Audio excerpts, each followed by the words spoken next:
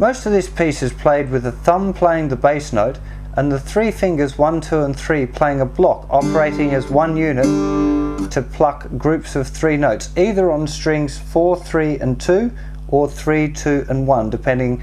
By looking at the tab you'll be able to see which group of strings they'll play. For the individual notes it doesn't really matter whether you're using your third finger, second finger or first finger to play the notes, it's really your choice. By watching this you'll be able to see what I'm using most of the time, but it does change, so feel free to be able to change it and adapt it a bit for yourself.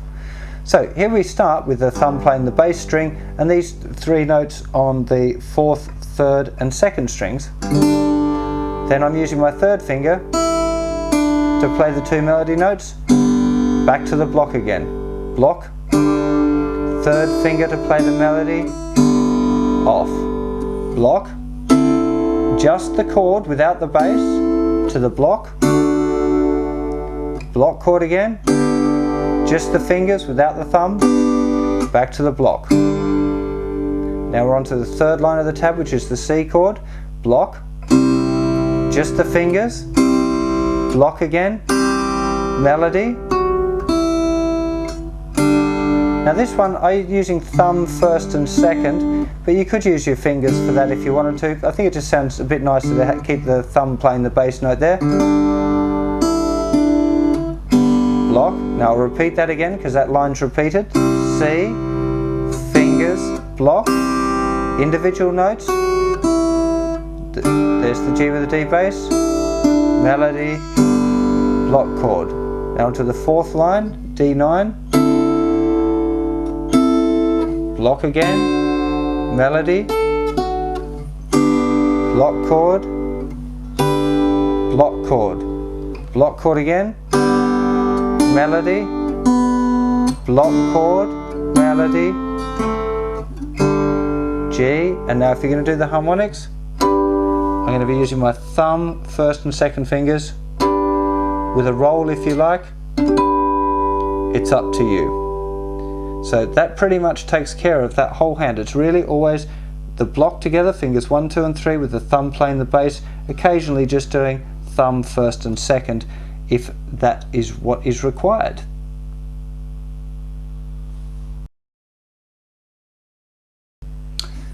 Well, I hope you've sorted out both the left hand and the right hand and you feel confident playing this tune. Remember to take it slowly, make sure that you work on getting the timing nice and even. Make sure you go and listen to that demo I did at the beginning of this track again to make sure that you know what the rhythm is supposed to be.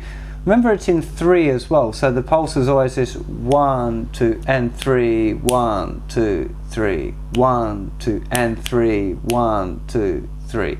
So if you make sure you remember that it's in 3/4, not 4/4 like possibly most of the music you've learnt before is going to have been in 4. So a couple of little tricks that you might like to add in this to kind of jazz it up a little bit. The first one that I think is a good little kind of a wanko trick if you've played the piece properly, and only do this if you've played the piece properly, otherwise you look like a real noob. So what you do after you've done those harmonics, if you want, hold onto the guitar neck, reach over with this hand and hit your first finger in the 3rd fret of the thickest string and it'll play the bass note. It's almost like a finger tapping thing. So you get this, and then you can slide that up 12 frets to the 15th fret. It just looks cool. It doesn't sound that amazing, but it looks cool if you're trying to show off to your family or whatever you've learnt this piece at Christmas. It just looks cool to finish it with. It's just a kind of a nifty little trick that you can add on there, but it's a bit smart-arsey, so only do it if you've played the piece properly, because if you've kind of made a few mistakes you'll just look like a bit of a fool if you're kind of making mistakes and then trying to show off at the end. So that's the first thing that you might like to try. Now for those of you that are a little bit more handy with the finger style, there's a few different approaches you can do to this. Remembering that it's in 3/4, if you divide it into what are called 1/8 notes, you'd end up with 8 notes in the bar. So if you started off with my tab and just look at what the top note is, remember the top note each time is going to be the melody, and you could then maybe arpeggiate the chords. Now I'm just going to make this up, so I'm not sure exactly how it's going to sound, but the idea would be for you to either try and make one up yourself or to actually write out a specific finger picked version, but you could quite comfortably do something, you know, along the lines of this kind of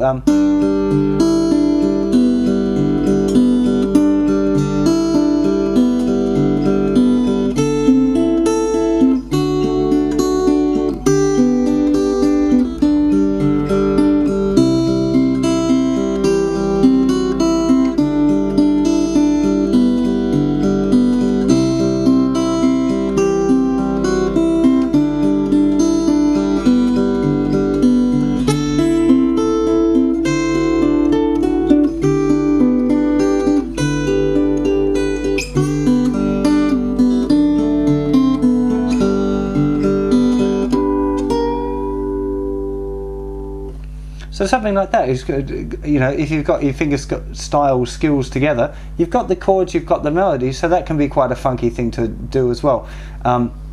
You might try playing it straight first time through. Second time you could do a finger style like that.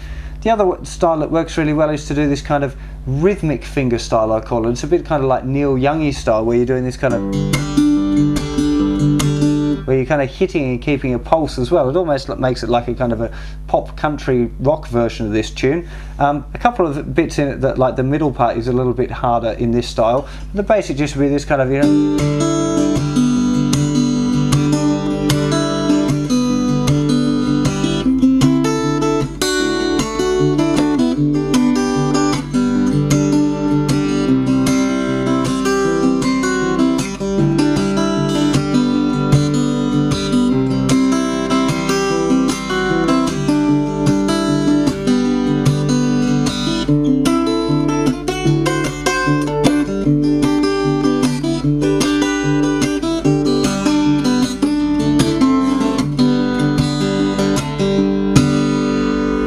That kind of idea, you can kind of pop it up a little bit. Now I'm just kind of making that up off the top of my head, but there's, you know, there's lots of different ways that you can kind of do that. Once you understand the basic chord structure and the melody, there are lots of different ways to play it. You might try and do, I don't know, heavy metal version, like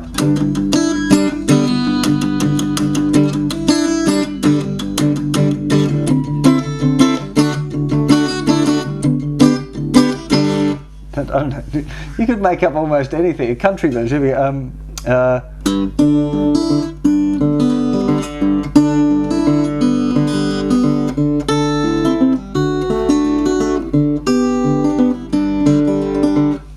just play about and have a little bit of fun with it. It's quite a, you know, this kind of tune, once you've got the basics down, if you're a more advanced player, play about and have some fun with it and try and make it into your own version of the Christmas tune rather than it having to be just the straight ahead version. So hope you have a good time with that. Remember, this is a great one to impress your granny at Christmas. If you're after a new guitar or something, you can go, look at all the stuff I've learned, Granny, you know. So it's always a good one to pull out for Christmas, no matter what the occasion. If you've got kids, it's a great one to play for the kids, get them singing along, all that sort of stuff. So remember as well, of course, if you actually wanted to sing it, you could just strum the chords, just play them.